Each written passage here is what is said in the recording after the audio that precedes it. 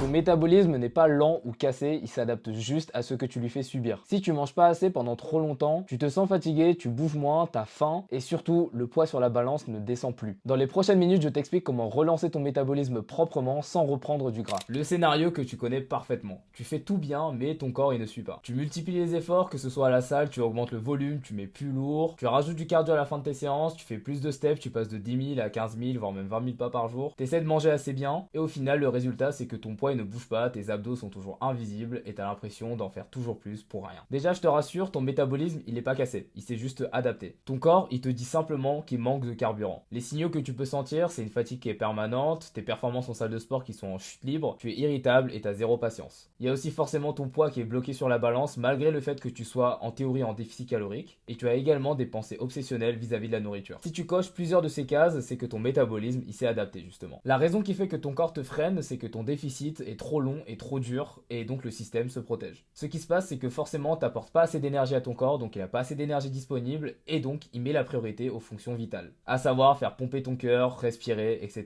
etc. Et la conséquence de tout ça, c'est que forcément, du coup, il y a moins d'énergie à allouer pour le reste, donc ta NEAT, elle est en chute libre, tu bouges moins inconsciemment et c'est pour ça que tu finis par scroller sur Instagram dans ton lit. Donc globalement, ta dépense totale est réduite. Parce que brûler du gras, voir tes abdos, c'est pas une priorité pour ton corps. L'erreur classique que tu fais à chaque fois dès que ça stagne, c'est que tu forces encore plus. Tu rajoutes encore des cardio, tu augmentes ton volume et tu mets plus lourd dans tes séances deviennent interminables. Et le résultat, c'est que si tu te dépenses plus mais que tu ne manges pas plus, ton déficit il se creuse encore plus. Et ta fatigue elle monte, en même temps ta motivation elle descend petit à petit. Plus tu en rajoutes, plus tu t'enfonces. La solution pour pallier à ça, c'est la reverse diet. Tu vas chercher à remonter tes calories progressivement pour relancer la machine. Tu vas augmenter par palier de 150 à 200 calories tous les 3 à 7 jours.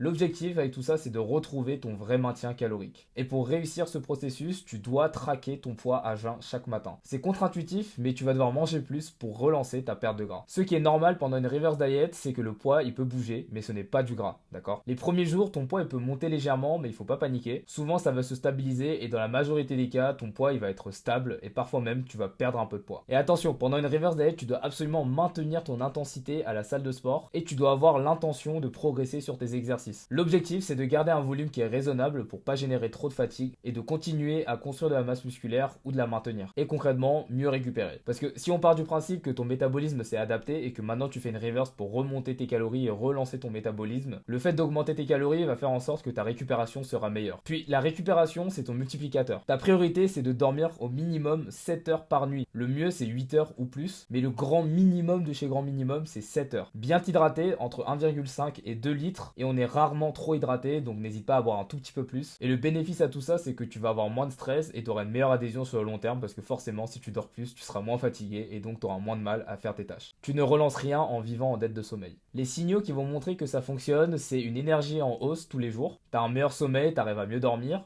tes performances à la salle de sport qui remontent, ton humeur qui est beaucoup plus stable, donc tu es beaucoup moins irritable. Et après cette reverse diet, si à la base ton objectif c'était de perdre du gras, tu peux relancer une sèche progressif. Donc tu vas créer ton déficit progressivement en baissant tes calories petit à petit, pareil par palier de 150 ou 200 calories, tous les 3 à 7 jours. Et le plus important pour toi, ça va être de suivre ta fatigue et ton adhésion pendant cette phase-là. Et dès que les mauvais signaux y reviennent, comme ceux que j'ai cités plus tôt, les signaux ici, la fatigue, la performance, irritabilité, etc. Quand ces signaux y reviennent, tu peux refaire une reverse diet pour éviter de revenir au point de départ où ton métabolisme s'est adapté à un apport qui était trop faible. Le vrai jeu, c'est les cycles, pas de la souffrance non-stop, comme tu faisais avant. Parce que quand tu fais une sèche, il y aura forcément un palier où ça va devenir invivable pour toi. Par exemple, dans mon cas, mon maintien il se trouve entre 3000 et 3200. Si je fais une sèche, je vais probablement descendre dans les alentours de 2400 et ça va être à peu près le maximum que je peux soutenir. Parce que en dessous, ça sera trop restrictif pour moi. Et la solution, c'est pas comme toi tu faisais, le fait de manger encore moins. La solution, ça va être de remonter mes calories justement pour repartir proprement. Et enfin, ton plan doit s'intégrer à ta vie parce que la durabilité, le fait de durer sur le long terme, c'est beaucoup plus puissant que de la discipline forcée. Ce que j'appelle la discipline forcée, c'est quand tu te forces à faire 20 000 pas, quand tu te forces à faire tes 5 séances par semaine, etc., etc.